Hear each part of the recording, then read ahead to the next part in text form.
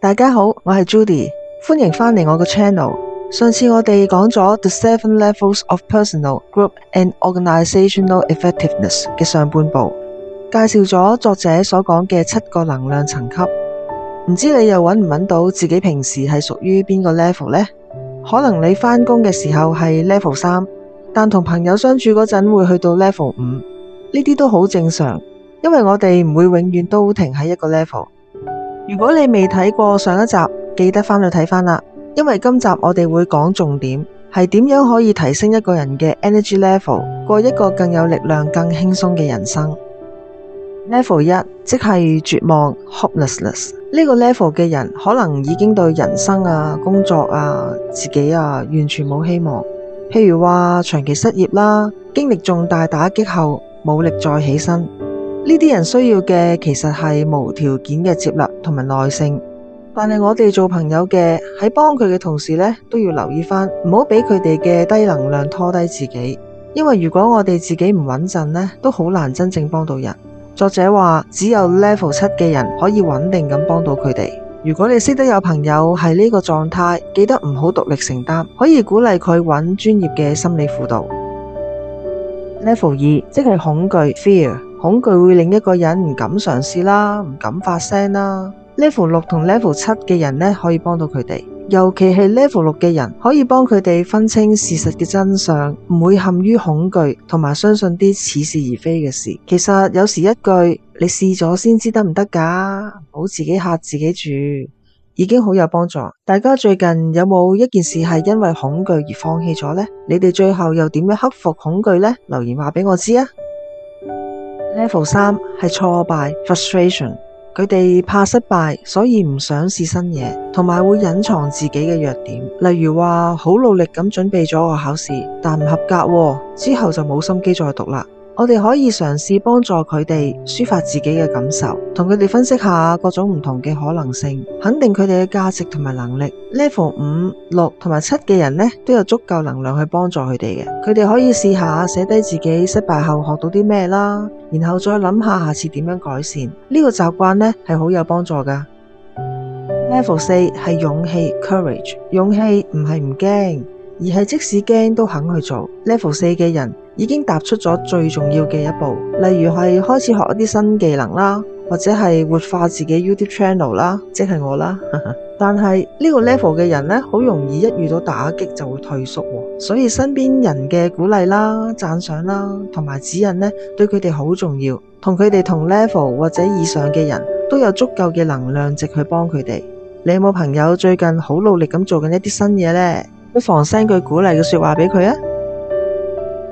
Level 5係投入 engagement， 佢哋願意全程投入工作、學習或者係人與人之間嘅關係。但係呢，太過投入有陣時會盲目喎。例如明知個方向錯咗啦，但係唔肯停手喎。Level 6同 Level 7嘅人呢，幫到佢哋，而出奇嘅係比佢哋低能量值嘅 Level 3人呢，都可以幫到佢哋。當 Level 3人講一句你咁樣唔得㗎喎，都可能會點醒佢。所以我哋不時要問下自己，我而家投入緊嘅事仲係唔係我真正想做嘅呢？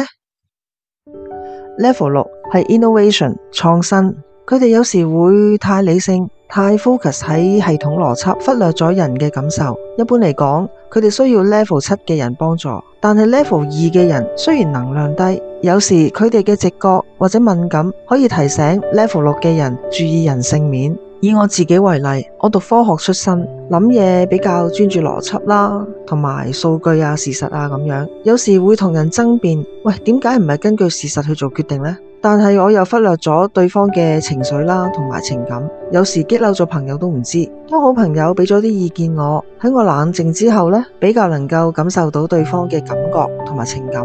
如果你係一個好理性嘅人，可以定期問下自己，呢件事點樣影響到人嘅感受呢？咁樣可以幫你能量升級。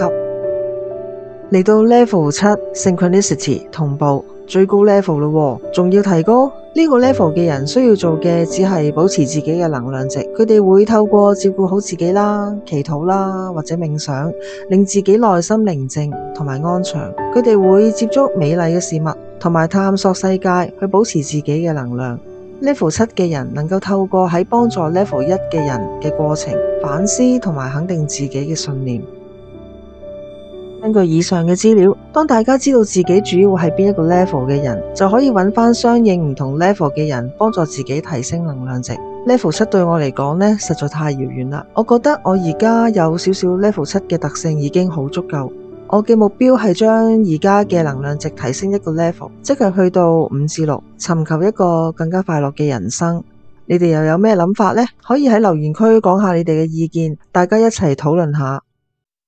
一連2集講咗7個 energy level， 同埋點樣透過身邊唔同 level 嘅人互相提升。希望大家聽完之後唔會再單單咁判斷人係正能量定係負能量，而係可以睇深一層，了解自己同其他人嘅內在狀態，揾到提升自己嘅方法。呢本書其實係用咗7個 energy level去描述唔同層次嘅人、團隊，甚至係整間機構嘅工作效能。書入面會講到，例如一個部門如果屬於某一個 level， 佢哋通常會有咩行為表現，或者喺管理上會遇到啲咩挑戰。